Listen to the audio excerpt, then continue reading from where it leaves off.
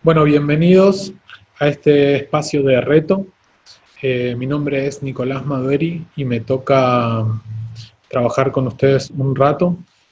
Vamos a charlar sobre algunos conceptos y algunas ideas que son claves para el desarrollo digital en contenidos de música, que bueno, está ligado un poco a mi experiencia, que ahora voy a resumir brevemente, y algunas lecturas del contexto que también que estamos viviendo, que para todo el mundo, y por creo que única vez en mucho tiempo, es bastante particular y único.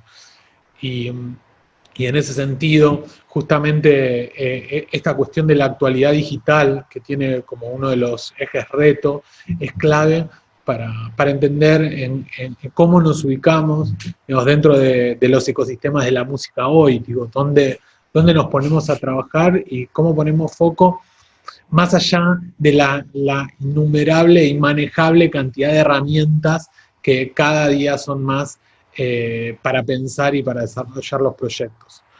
Así que, bueno, vamos a ir un poco al hueso.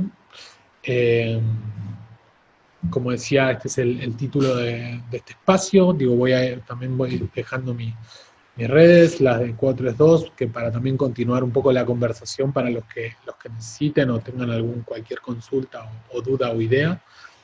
Este, como decía, mi nombre es Nicolás Madueri. Mi tiempo de trabajo está dividido en dos, más que nada. Por un lado, dirijo la empresa de música 432 Hercios, que tiene como foco el desarrollo de proyectos de música y el pensar herramientas de profesionalización para el sector de la música actual. Y por otro lado, soy country manager para Argentina, Chile y Uruguay de la distribuidora de música digital Dito Music. Uno de los focos, como decía, dentro de 422 es generar espacios de intercambio y formación con esta idea de pensar preguntas que no necesariamente tienen una respuesta en lo inmediato, pero que son preguntas que aparecen en lo constante y que necesitamos hacérnosla para, para pensar y para desarrollar una nueva industria en la que hoy más que nunca tenemos una oportunidad. Digo, en ese sentido, la pregunta, digamos, que a mí me movilizó, digamos, desde un comienzo y que me sigue movilizando, tiene que ver con cómo hacer que la música llegue más lejos, ¿no? Con esto amplio y, y con esta instancia también tan subjetiva de qué es que la música llegue más lejos. O sea, decir, bueno, yo arranqué hace más de 15 años a trabajar en la industria de la música, pero de hace 11 que tengo un sello discográfico que se llama Concepto Cero, y un poco, y tenían un proyecto de música, digamos, en el que en un comienzo que la música llegue más lejos era que suene en la ciudad en la que estaba, después era que suene en otras ciudades de Argentina, después era que ayudar a otros artistas del sello a que la música llegue y suene en los lugares donde tenía que sonar. Y en realidad esa pregunta, con el pasar de los años, se fue complejizando y apareció, digamos, como una palabra, digo, que entiendo que todos los que están en este espacio lo entienden, que tiene que ver con la profesionalización. Entender que hacer que la música llegue más lejos, con esta idea de pensar que hay una nueva posibilidad de una nueva industria musical, que hoy en el contexto de pandemia se nota más, pero que viene siendo de esta manera, requería sí o sí la profesionalización del sector, ¿no? Y de nosotros mismos. Bueno, eso me llevó, digo, y voy a ser breve, a trabajar para el Ministerio de Cultura Argentina, e hicimos un libro que sí me interesa recomendarlo, que se llama La Guía REC, que capaz algunos los conocen, que es de herramientas para pensar el ecosistema de la música. Es un libro que tiene 5 años, pero en relación de que la charla de hoy va a ser bastante corta, creo que pueden llegar a complementar algunos materiales en este libro. Digo, por otro lado, digo, este libro lo editamos en 2015, después me tocó, digamos, por distintas circunstancias y junto a mi socio Diego Knollovitz, digo, dentro de 422, pensar distintas herramientas para profesionalización, y en ese camino nos encontramos con el British Council, que también me interesa nombrarlo porque es muy activo y lo consideramos bastante relevante para un montón de proyectos que vemos dentro de la música en algunos aspectos en Colombia. Y nos cruzamos con un programa que se llama Selector Pro, que tenía como foco la profesionalización del sector de la música, cruzando, en nuestro caso, artistas de Argentina con proyectos o profesionales de Argentina y Reino Unido.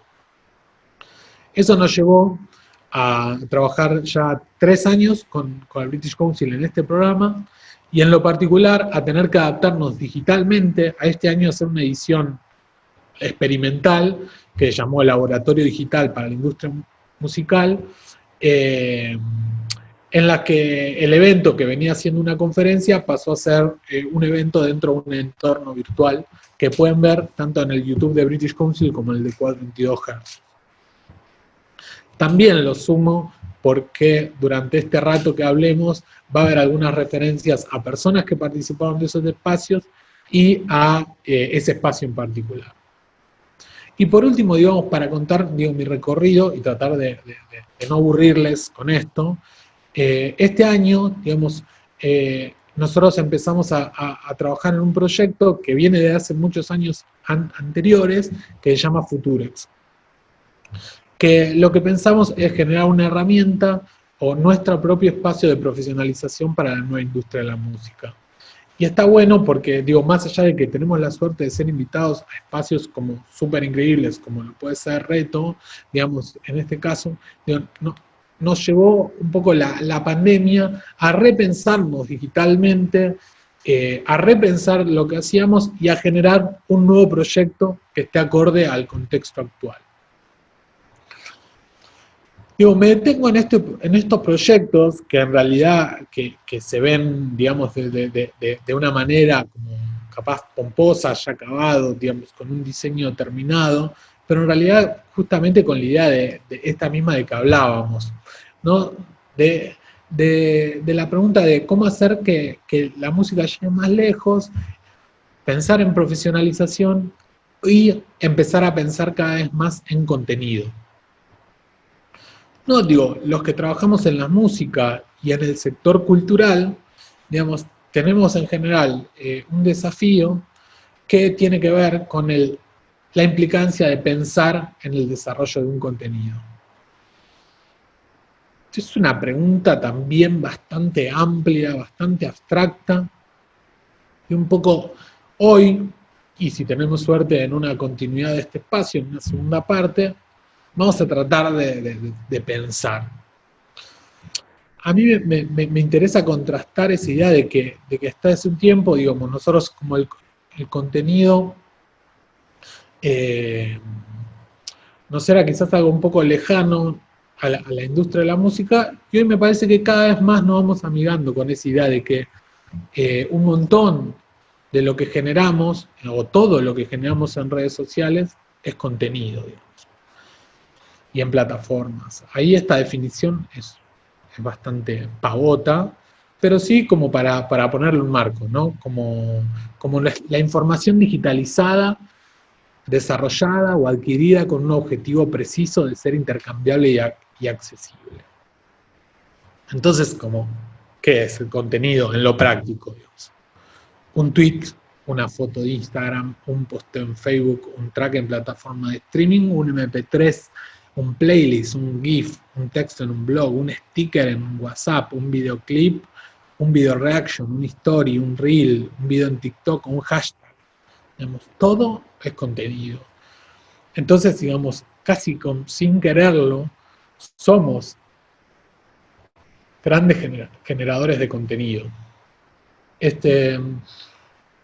Y ahí, o sea, como empezamos como a entender esto, para mí, da una pauta que se vuelve interesante en relación de cómo pensar la música, ¿no? Y cómo nos ponemos a pensar qué contenidos digitales generamos o desarrollamos, que está vinculado a todo lo que veíamos, ¿no?, anteriormente.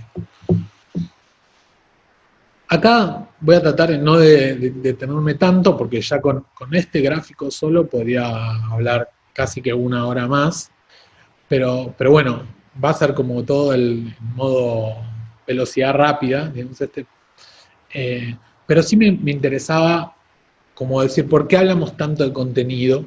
Y este contraste que estaba contando.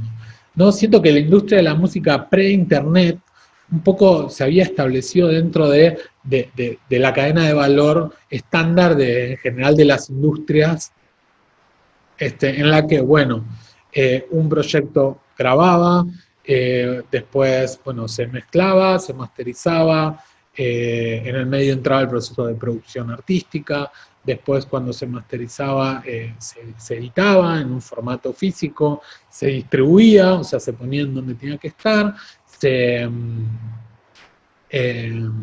finalmente, digamos, se promocionaba para que todo el mundo sepa que va a estar, ¿no? Es como una cadena en la que vemos que hay una línea en la que van pasando cajitas. Hoy creo que lo digital empezó a romper con eso y ya lo que estamos viendo en los últimos años rompe definitivamente con este modelo. Y hoy lo que tenemos es una innumerable cantidad de contenido y un montón de relaciones entre esos contenidos y un montón de aspectos, ¿no? Entonces, digo, acá hay algunas cuestiones y hay algunas que vamos a trabajar más en detalle hoy y otras que quedarán un poco abiertas, ¿no? En ese sentido, bueno, obviamente el contenido en relación a la creación y la producción, digamos, como esta idea de que cada vez más se piensa el contenido, digamos, y la creación ya está pensada, digamos, ya pensamos una canción o pensamos muchas veces un track pensando en cómo va a ser el videoclip o cómo lo vamos a distribuir o qué queremos, si queremos que tenga este estilo o queremos que tenga tal otro y si queremos que se difunda de una u otra manera, ya aparece más entrelazado. Obviamente las audiencias, que no creo que hoy lleguemos a hablar de eso, pero creo que la próxima vez vamos a ponerle mucho más foco. Plataformas. Digo, todas las plataformas que hay alrededor del contenido hoy son la base donde se sostienen. Y siempre vamos a estar pensando en contenido en función de las distintas plataformas. Obviamente, y algo que es central y la base, por eso está ahí arriba, es el contexto. Digo, el entorno, y ahora vamos a dedicarle a eso, nos modifica el contenido. Al lado, digamos, y no menor, es la estrategia. Digo, la estrategia dentro del contenido va a ser esta idea de cómo hacer que vaya a ayudarnos a que llegue a un otro lugar. Después digo, tendencia y futuro es como una idea de que es algo evolutivo, digamos, también y que se va modificando todo el tiempo. Obviamente el playlisting. Hoy en la música, pensar un contenido de música se piensa automáticamente en un playlist.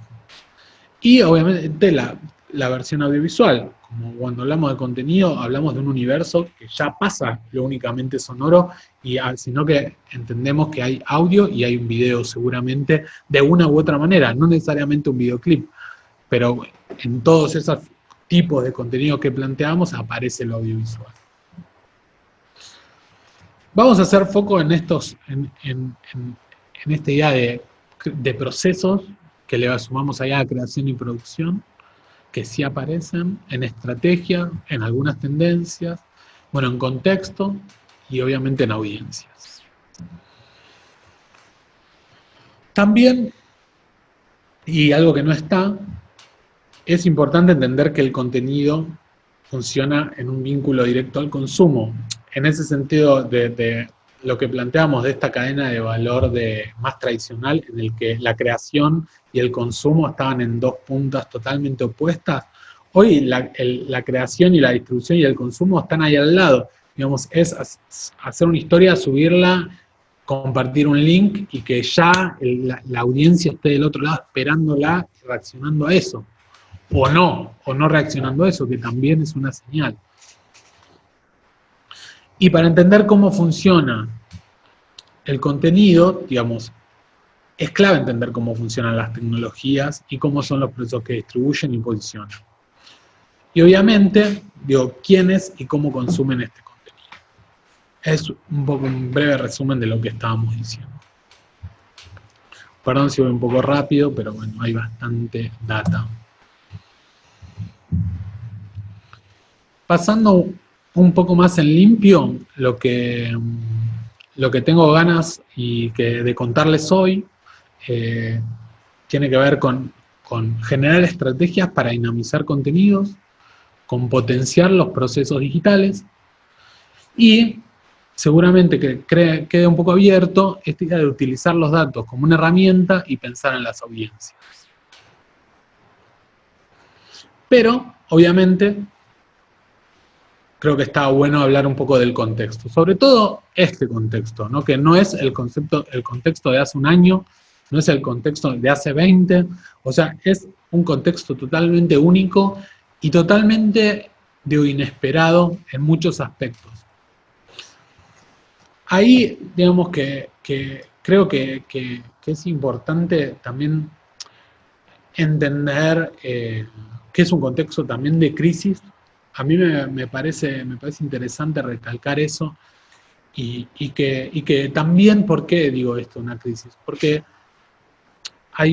las soluciones de una crisis tienen y necesariamente deben ser colectivas. Digamos. Hoy estamos en un momento en el que hacer una lectura del contexto es necesaria porque están pasando cosas que no pasaron nunca, digo, desde el nivel cultural hasta el nivel social, digo, en toda Latinoamérica lo estamos viviendo, pero digo, a nivel mundial, dentro de la industria de la música, se están repensando cosas que hace un año atrás hubiéramos pensado que eran imposibles.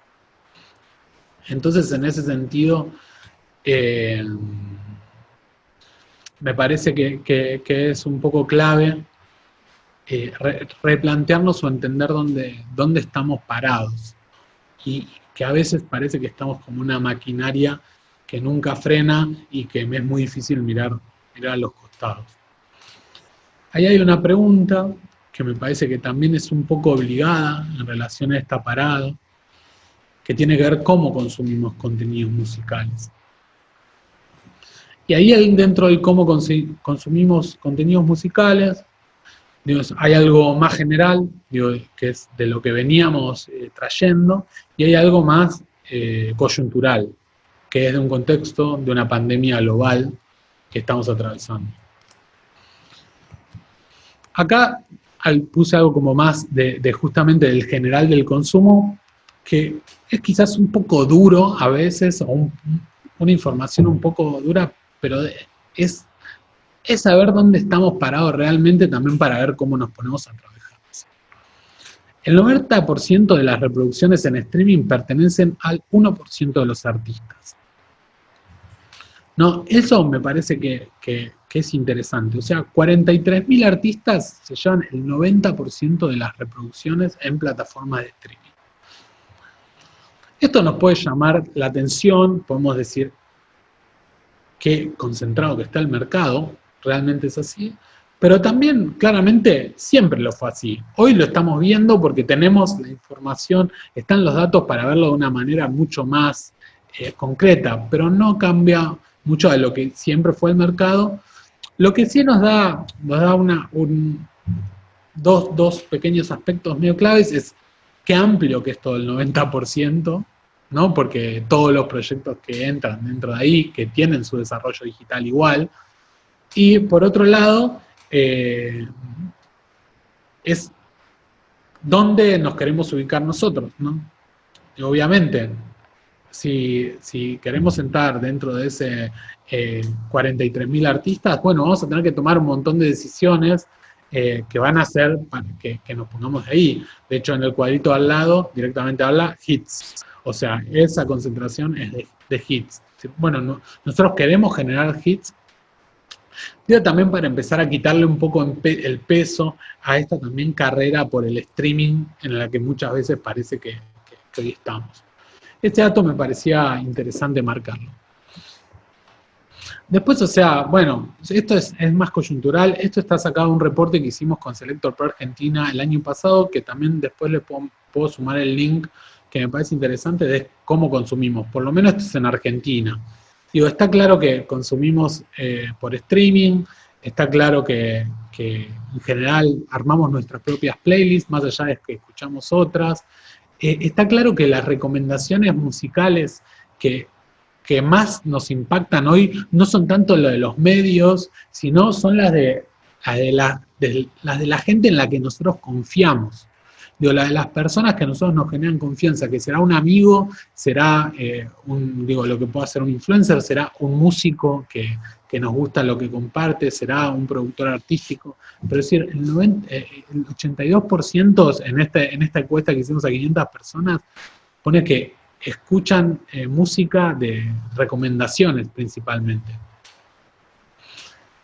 Y bueno, obviamente acá, digo, por lo menos en Argentina, yo sé que esto en Colombia es distinto y que Deezer tiene otro peso, pero acá hay una concentración muy alta del consumo dentro de Spotify y YouTube. Contexto más general, contexto más coyuntural. Acá les quiero recomendar lecturas, o sea, recomendar cosas que son interesantes, que salieron en el comienzo, en los primeros meses de la cuarentena, pero me parece que están buenas para entender en el macro en el que nos paramos. Tipo, Chartmetric, que es una plataforma para medir estadísticas, hizo 3 reportes, uno que está basado en el cambio de consumo de géneros por la pandemia, otro sobre el cambio en el negocio, el modelo de negocios, y otro sobre el live streaming, como el impacto de los live streaming. Se los súper recomiendo, ahí está el link, digo, es como data para abrir. Y después, esto salió hace muy poco, esta es una publicación que hizo Media Research sobre algunas cuestiones como interesantes que están pasando después de 6 meses ya de cuarentena. También, y todo lo que estoy diciendo es gratuito.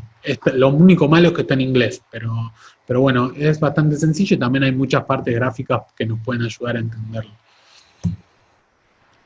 En relación a lo de Chartmetric, esto fue interesante y me parece que está bueno, como hubo los primeros meses de pandemia y sobre todo marzo, hubo cambios de consumo muy, muy zarpados, en los que, digo, zarpados es muy, muy fuertes, en los que creció de una manera muy grande todo lo que fue el consumo de música ambient, de relajación y experimental, el consumo de música clásica y el consumo de música para chicos.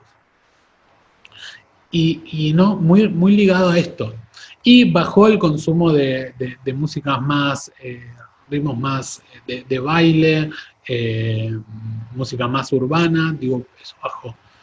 Que son tendencias que están ligadas justamente a que bajó un poco todo lo que es la salida, todo lo que es el traslado y puso en foco a estar en nuestras casas todo el tiempo con la cabeza ahí pensando y tratando de encontrarnos como en esta nueva situación. Y eso es interesante para analizar. Después se volvió a estabilizar, pero marzo fue un mes como muy disruptivo en relación a los consumos a nivel mundial. ¿Qué pasa? Eso generó que Spotify y que varias plataformas pongan foco en esto, es decir, bueno, la gente va a buscar música que la haga sentir bien, o sea, que le dé paz, digamos, que le ayude a atravesar este momento. Spotify generó recomendaciones personalizadas sobre bienestar, digamos, y creció muchísimo todo lo que era recomendación de contenidos, tanto de audio como de podcasting, de autoayuda. Crearon una sección aparte específicamente para esto. Es interesante porque también nos plantea como mucho el contexto en el que estamos y estos cambios que se dieron abruptamente este año que eran totalmente inesperados. En ese sentido, también quería abrir una pequeña pestaña, digo, de decir, no hay tanto podcast de la industria de la música en español en Latinoamérica, pero hay un podcast que hace Wax Pavia y Ahmed Bautista desde México que se llama Haciendo Industria, que es muy recomendable para pensar y para entender las coyunturas de Latinoamérica en distintos temas.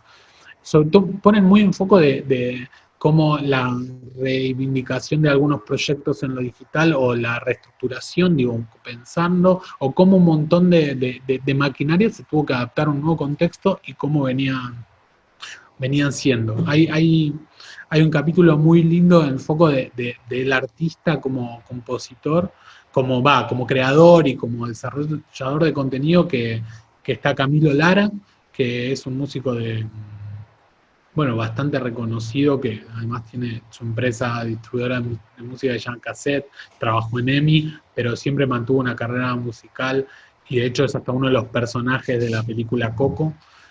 es muy lindo como para entender y escuchar otras voces y también sentirnos medio identificados en lo que vamos viviendo hoy.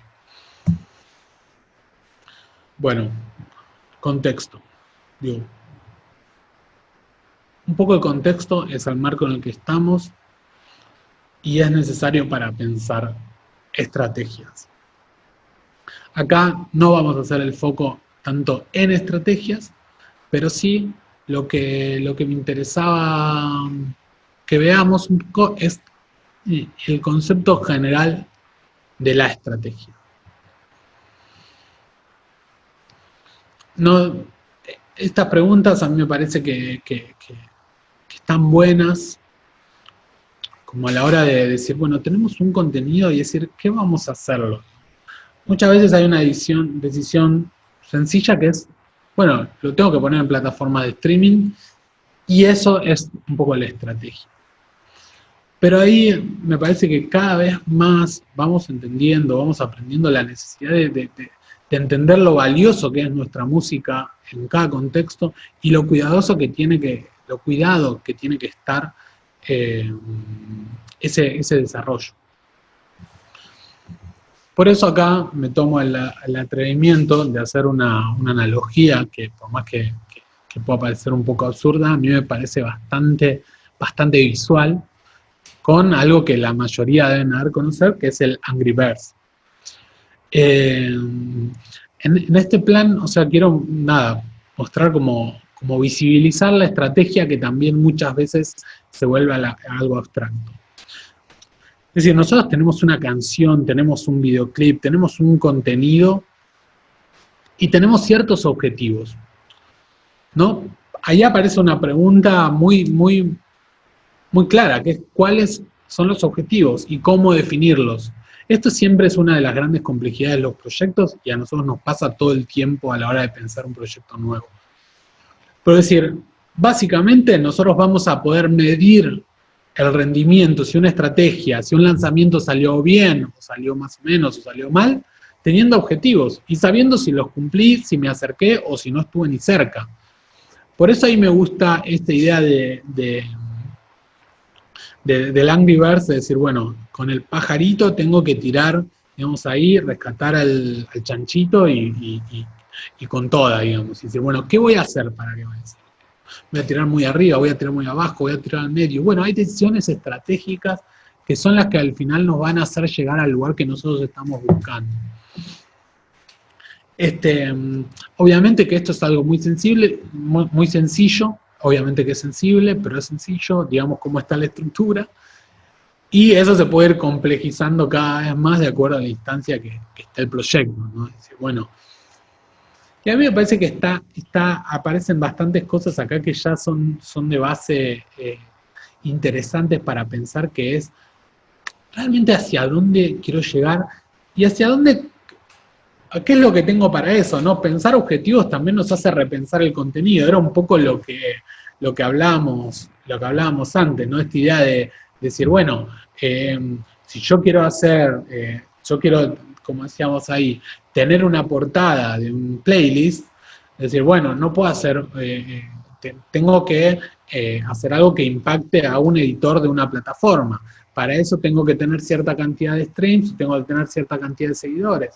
Para eso tengo que hacer cierta música que tenga una posibilidad, digamos, en la que las plataformas funcionan. Para eso no puedo hacer un tema que dure 7 minutos y tenga una introducción de 1 minuto y medio. A menos que seamos Pink Floyd. Digamos, en la mayoría de los casos, los mortales no lo somos, entonces se vuelve esencial, ¿no? Entonces decir, bueno, ¿cómo? Los objetivos también tienen que ser consecuentes con el contenido que nosotros manejamos. Y también en qué instancia está el proyecto. Es decir, bueno, al final una primera instancia, digo, si yo arranco de cero, digamos, llegar a 100 seguidores en cualquier plataforma es un desafío, digamos, porque estoy arrancando desde cero, no tengo nada. Entonces decir, bueno, ¿cuáles son las acciones que voy a hacer yo para que de ese 0 pase a 100? Es decir, bueno, voy a hacer promoción en redes sociales, ¿a quién le voy a estar hablando? Contra la audiencia, digamos, también. Digo, ¿quiénes son las personas que me pueden ayudar a traccionar? con este concepto de influencer, digamos, para extraccionar audiencia dentro de mi canal. ¿Quiénes, digamos, no sé, qué herramientas cuento realmente para que eso sea algo atractivo, para llamar la atención? Es decir, ¿de qué habla la canción? Digo, ¿cómo le puedo sacar el jugo al máximo para realmente potenciar y que ese contenido llegue lo más lejos posible? Y ahí también hay otra, en relación a la estrategia, otro concepto que me gusta, que también lo tomo y que es que trabajamos ahí bastante con una colega, que es Bárbara Paván, que tiene que ver con pensar el tema de periodos, ciclos o etapas de lanzamientos. Que también vivimos en una época donde el simple tomó un valor que creo que históricamente no lo había tomado, porque pese que el simple es un formato histórico dentro de la industria de la música, hoy, digo, un proyecto puede desarrollarse sin sacar un álbum y básicamente ir lanzando un simple, otro simple, otro simple. Pero el tema es decir, cómo nosotros generamos etapas que cubran una estrategia, ¿no? En el que va a haber 2, 3, 4 canciones que nos ayuden a llegar a esos objetivos. Que muchas veces, pensando en una sola canción, es complejo. Ahí les recomiendo una charla que se hizo para el Instituto de Cultura Contemporánea de Córdoba, que es justamente herramientas claves para la promoción de lanzamientos musicales. Y ahí Bárbara como un poco habla de esto, y hay un montón de colegas muy capos acá de Argentina. Bueno, Bárbara es una, está Silvi Piccolotto, bueno, y más, en la que también recomiendo para abrir a ese lugar. Pero un poco me gustaba pensar esta idea, ¿no? De decir, bueno, más allá de que podríamos hablar muchas horas de estrategias, y ahora la idea es llegar a hablar de procesos, entender dónde está como ahí nuestro chanchito del Angry Birds, es decir, cuáles son los objetivos y qué voy a hacer para que eso pase. Digo, esto es un poco a continuación de lo que hablamos, el contenido, ¿no? Esto lo voy a pasar un poco más rápido. Acá es el caso de Femi Gangsta, un artista que trabajamos de acá, en la que también, digamos, cómo, digamos, su estrategia, digamos, se va viendo en un montón de contenidos, y cómo esa estrategia de contenidos ella va contando también lo que va pasando en las plataformas de streaming, que también hoy se vuelve algo medio necesario para lo que es tener un buen vínculo con las plataformas. Es decir, bueno, a ella le llega un mail de Spotify en el que dice que aumentó sus escuchas y comparte una captura diciendo gracias Spotify, o se entera que está en un playlist y comparte ese playlist agradeciendo, pero trate que eso sea parte de su relato, que sea orgánico. Bueno, me parece como que está súper interesante ver eso, también es para algunas imágenes más. Esto está bueno porque como ideas, ¿no? De decir, hoy es muy importante cuando tenemos un contenido hacerlo muy específico. Muchas veces cuando vemos una promoción de una canción, dice, escuchá mi música en todas las plataformas o en las plataformas, y la verdad que se vuelve muy abierto, y creo que cada vez tenemos que interpelar más al público específico, y decir, bueno, si hay alguien que está en Amazon, bueno, le tenemos que hablar al de Amazon. Si hay alguien que está en Spotify, al de Spotify. Si hay en Deezer, al de Deezer. Digo, eso nos parece súper importante. Y acá una idea de una situación de estrategia que me parecía interesante contar en la relación de Santolaya, que yo estoy viendo que ahí con el tiempo como vamos, pero le voy a dedicar un par de minutos porque me parece lindo lo que hicimos. También Gustavo Santolaya, entiendo que es un artista, un productor que a nivel Latinoamérica es súper conocido. Bueno, él ahora vive en Los Ángeles, hace ya mucho tiempo, pero bueno, él comienza su carrera como intérprete y compositor de una banda llamada Arcoiris, de rock argentino, y después sus caminos van derivando en 1,5 millones de proyectos, en que haga música desde para películas ganadoras de Oscar, ganó 2 Oscar por las músicas, a que haga la música para un videojuego como Last of Us, a que produzca la mayoría de los discos del sonido alterlatino de los 90 y un poco más de los 2000. Y en ese sentido a nosotros nos tocó un desafío que era con Dito de distribuir dos álbums que habían quedado de él, uno de los 80 y otro de los 90, que no estaban en plataformas de streaming. Y tenía una misión bastante importante, porque por un lado, Santolaya es una persona mega reconocida en todo el mundo, pero por otro lado, no es alguien que se conozca tanto como intérprete y compositor, sino que lo conocen como productor artístico, como productor de soundtracks, como productor de música de videojuegos. Entonces, a nosotros nos llevó un desafío en decir, bueno, ¿cómo nosotros le contamos a la audiencia que conoce a Gustavo Santolaya desde cualquier punto de vista que Gustavo Santolaya arranca su carrera haciendo canciones y que es una de las cosas que todavía lo apasionan y que además está relanzando dos álbumes que estaban inéditos en plataformas?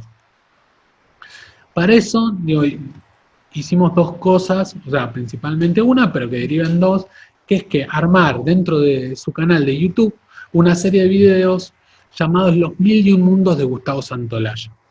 Entonces se planteó una serie de contenidos dentro de su canal en el que básicamente se cuentan las distintas aristas de lo que Gustavo es y hace. Y eso, los videos vayan a verlos porque la verdad son hermosos, pero nos empezaba a ayudar a siempre ir a la idea de que, Gustavo es intérprete, pero además, y es compositor, pero además hace todas estas cosas. Esos vínculos con los instrumentos, digamos, un montón de cosas que lo llevaban siempre a su historia de músico, más que nada. En paralelo, para hacer estos videos buscamos a Federico Vareiro, que es una persona que es muy interesante en Argentina por el perfil que tiene, que es periodista, pero más allá de eso, tiene un perfil muy particular de que genera contenidos muy, muy curados y de mucha calidad en su Instagram, y además tiene una columna en uno de los programas de radio más escuchados de Argentina, que se llama Últimos Cartuchos, de Radio Vorterix. Entonces, lo buscamos ahí a Fede, armamos esta serie de videos y lanzamos los videos, pero además fuimos lanzando los álbumes de manera escalonada.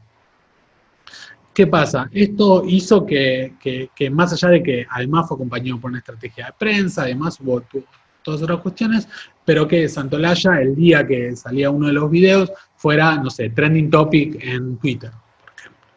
Y que se lo ponga en conversación en un montón de lugares y que se reviva, tanto para el público que ya lo conocía desde los distintos perfiles como el público nuevo, su catálogo en plataformas de streaming. Que no, por ser Gustavo Santolaya, lo tenía garantizado. ¿No? Entonces es interesante cómo hoy, digamos, y esto me interesa plantearlo en relación a la estrategia, es que hoy no hay una fórmula, digamos, cada proyecto en lo particular tiene que armar su estrategia de la manera más personalizada posible, entendiendo justamente cuáles son como las falencias y las virtudes de su propia historia. Entonces, eso creo que es lo que hoy abre un mundo de posibilidades a la hora de pensar y desarrollar el contenido. Para el último punto que me interesa ver hoy, digamos, tiene que ver con esta idea de potenciar los procesos digitales. O sea, potenciar los procesos digitales tiene como dos cosas. Primero, entender los procesos digitales. O sea, que es fundamental. Que a veces, o sea, y esto me canso un poco de decirlo, pero a veces lo digital da la sensación de inmediatez y de universalidad. Y en realidad, digo, cada vez va pasando el tiempo y cada vez más vamos profundizando en cómo funcionan las distintas plataformas y entendemos que mientras más tiempo haya para trabajar un contenido y más específicos sea dónde se apunte, digamos, esos procesos, más impacto tiene. Digo, es interesante ahí.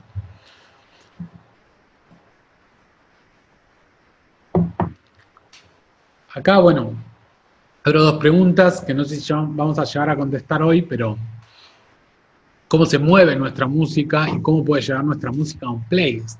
Ahí, que muchas veces aparece esa pregunta.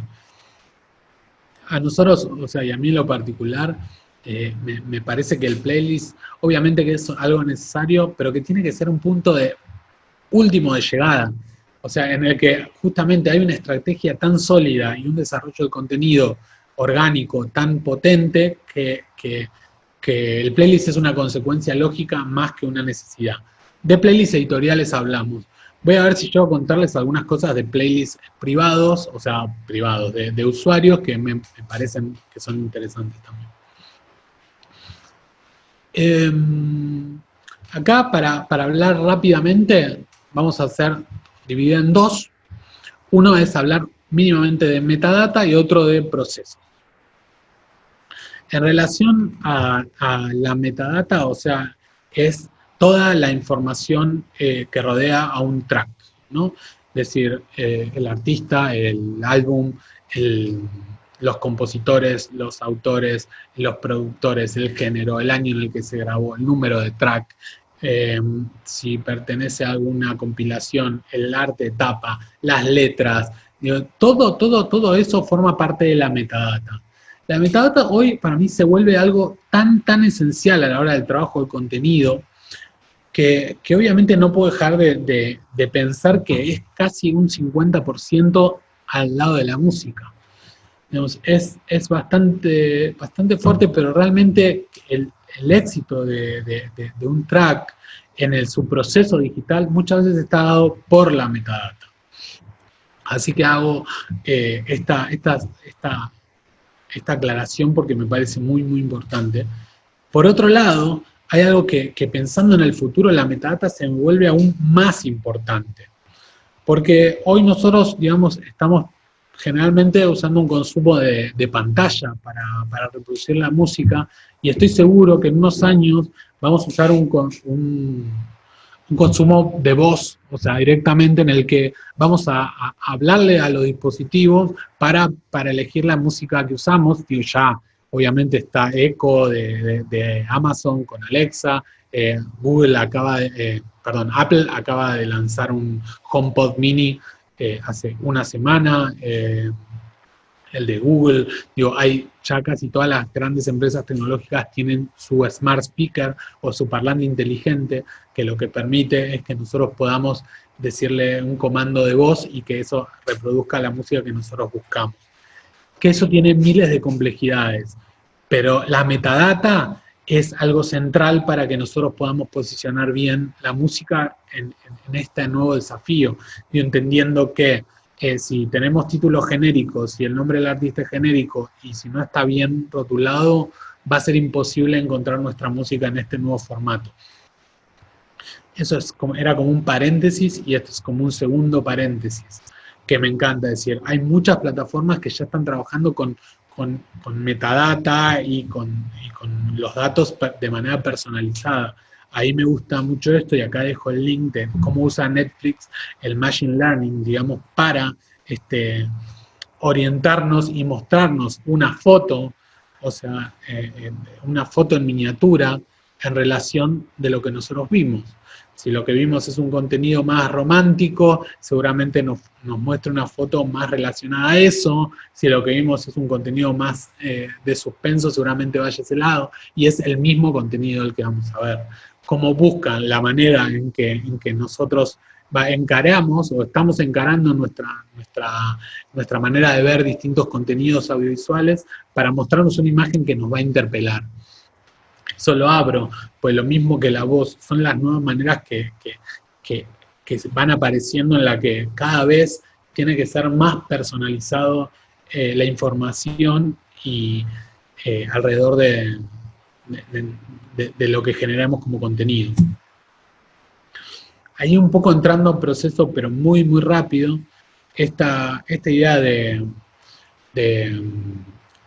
es como una especie de cadena de distribución digital, en la que ven acá, o sea, el audio y la metadata aparecen en el mismo tamaño, en el medio aparece, serían como el rol de la distribuidora digital, y bueno, a mi derecha, digamos, aparecen las tiendas, ¿no?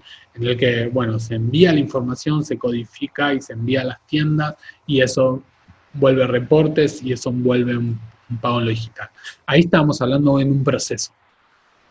Digo, volviendo, entendamos que esos procesos llevan tiempo para que sean más precisos. Obviamente que hay plataformas como YouTube que pueden ser más rápidas, pero siempre digo, en general las herramientas que nos ofrecen cuando trabajamos con tiempo siempre posicionan mejor el contenido. Por ejemplo, YouTube tiene la modalidad de estreno y esa modalidad de estreno que tiene YouTube, digo, nos permite trabajar un contenido si nosotros lo subimos con más tiempo. Pero bueno, digo, lo mismo el posicionamiento en las tiendas, que ahora vamos a ver esa parte, de plataformas que está ligado directamente a que nosotros enviemos a las tiendas con todo el tiempo de anticipación que necesitamos. Esto también muy breve, pero sí me interesa destacarlo porque es un poco entender lo que viene de cómo hay una cadena, sí, dentro del proceso digital de distribución digital, en el que hay artistas que envían a sus label manager el contenido, esos label managers lo trabajan con equipos de trade marketing, después hay editores de plataformas de streaming y después llega a la plataforma de streaming en un posicionamiento. Digo, ese camino lleva un tiempo y es muy importante entenderlo para maximizar, digamos, las posibilidades de desarrollo, que además requieren una estrategia, que además requieren un montón de cuestiones como las que venimos hablando. Ahí quería dejar, esto es un video, una cápsula de Selector Pro Digital que hicimos con la persona que es Head of Partnership de YouTube Music para Latinoamérica, que es Walter Benicio. Así que se lo súper recomiendo ver este video que tiene unos tips concretos de cómo trabajar YouTube. Después un poco esto en relación a la comunicación hoy con las plataformas, me parecía importante hablar de un concepto que también es para largo, que tiene que ver con la reciprocidad. Y ahí es decir, bueno,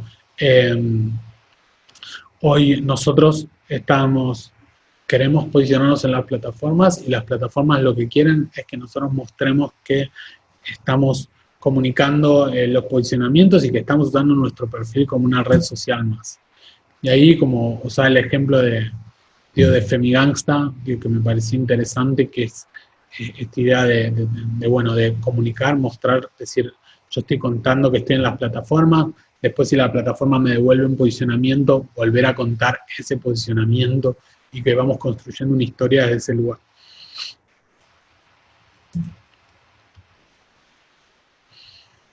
Acá, digamos, y para abordar el último microbloque del espacio de hoy, me pareció interesante estas preguntas que no tengo una respuesta tan realizada, pero si es posible fidelizar la audiencia de los playlists y si tiene sentido sumar miles de streams a una audiencia ocasional. Y acá no hablamos de audiencia, es algo que queda como ahí, como entre paréntesis, pero esta idea de cuando hablamos de audiencia ocasional tiene que ver que muchas veces, cuando la música, digo, en lo digital, alguien pasa, nos escucha dentro de un playlist, dentro de un contexto en el que nos escuchó y pasó, y no sabe ni quiénes somos, ni guardó nuestra canción, entonces nos escuchó una vez porque en ese momento se le acercó más. Pero me parece que hoy el desafío está por cómo nosotros nos acercamos de la manera mejor posible, digamos, a las plataformas, ¿no?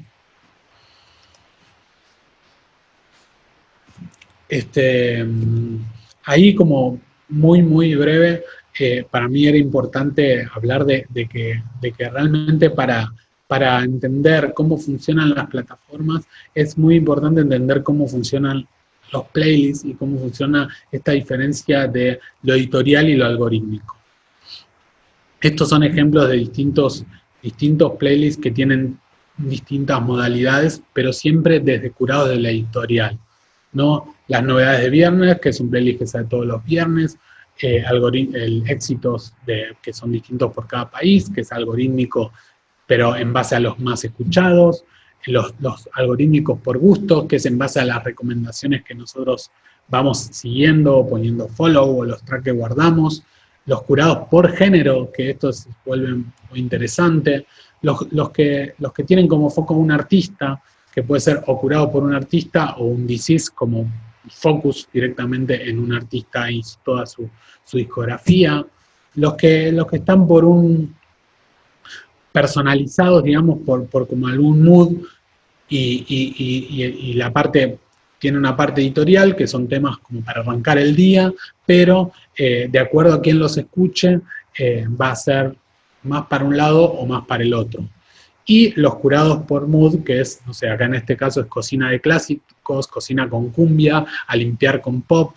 Digo que en particular todas las plataformas, pero en particular Spotify creció mucho todo el consumo de playlists, como decir, bueno, para hacer ejercicio, para limpiar, para cocinar, como la gente busca playlists que le resuelva una situación cotidiana. Entonces, hicieron unas listas bastante potentes en relación a eso. Por otro lado, digo, ahí es muy interesante y también vuelvo a Fede Vareiro porque rápidamente, él tiene una playlist que trabaja con una marca de ropa que se llama Harvey & Willis, en el que de repente él cada tanto nos dice, che, ¿qué lanzamientos o qué cosa salió que está buena? Nosotros le mandamos alguna recomendación y él los pone en su playlist. Y nosotros revisando las analíticas de ese artista, capaz, para un artista chico, digamos, este playlist le generó, no sé, 200 streams en un mes. Lo cual no es nada menor, digo, para un artista pequeño. Entonces, capaz hay veces que uno está haciendo muchos esfuerzos para encontrar el apoyo en un playlist editorial y hay playlists de personas que digo, como Fede o como un montón más, que son muy accesibles, en el que una canción puede impactar directamente en algunos streams que van a estar mucho más vinculados a algo más cercano. Esto pues, pongo el caso de contraste de un artista que estuvo en una playlist que era muy, muy, muy grande y en un momento lo quitaron. No pasó de tener casi 3.000 streams por día a tener 200. Digo, y eso también hay que entenderlo, ¿no? El peligro de un playlist editorial, que también es para largo. O acá otro caso que tenemos también muy rápido es Catriel y Paco Moroso, que son dos proyectos que trabajamos, y de cómo un playlist que tienen, que es realizado también, que armó Dito Music con sus tracks, es uno de los playlists que más stream le generan. Como que la gente busca escuchar toda su playlist oficial con toda su discografía, y al no tener álbums, y entonces la gente busca y sigue ese playlist que tiene más de 20.000 seguidores. Digo, es interesante como para pensar ejemplos. Lo tiro muy rápido porque es como para buscar otros disparadores. Entonces, la idea un poco de esta verborragia, de esta hora, tiene que ver con pensar en que hoy es un gran desafío pensar una estrategia digital. Y que en un sinfín de posibilidades como el que tenemos, pensar objetivos claros y posibles es haber ganado un poquito, tener un contenido de calidad y ponerlo como en el centro y realmente cuidarlo es otro paso que es clave. Entender el momento y el contexto, como hablamos, y que no es lo mismo lo que pasó hace un año que hoy, que cómo va a ser dentro de un año, es también muy, muy, muy, muy importante. Entender estos procesos de los que hablamos también se vuelve fundamental porque es lo que nos va a hacer entender con qué socios trabajo y cómo me pueden ayudar y cómo yo trabajo a mediano o largo plazo. Y en última instancia, esta idea de utilizar los datos para tomar decisiones, que se vuelve un poco fundamental, que en teoría vamos a hablar, eso queda en suspenso, pero con esta idea de crear una comunidad digital, que es algo que también me quedo, que ahora lo voy a mencionar muy brevemente, pero que hoy como se vuelve muy central entender a quién le hablo y dialogar alrededor de ese espacio, ¿no? Cada vez es más central reconocer el nicho que estoy aportando, y estos son todos algunos pequeños aportes para empezar a pensar, donde hay millones de herramientas que pueden ser útiles, pero donde nosotros como generadores o desarrolladores de contenido nos toca tener como una visión mínimo 180 grados para poder afrontar estos desafíos. Así que espero se haya entendido. Mi nombre nuevamente es Nicolás Madueri. Dejo mis redes sociales y mi mail para los que quieran continuar esta charla, discusión. Y espero que sigamos en la segunda parte para trabajar el tema de datos y audiencia.